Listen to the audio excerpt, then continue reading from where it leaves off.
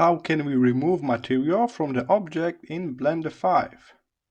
So make sure you are in the shading view, this way we can actually see that there is material on your object.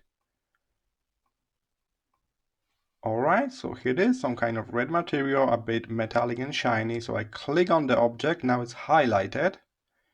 Search for the material orb here in your tools on the right. Here it is, materials. If you cannot see this, double check that your materials are turned on. Alright, and from here you will see the menu of materials at the very top, all of your index. It's very simple, just click minus to get rid of it. And now there's no material on this object anymore. We can always add the new one and we can set it up here.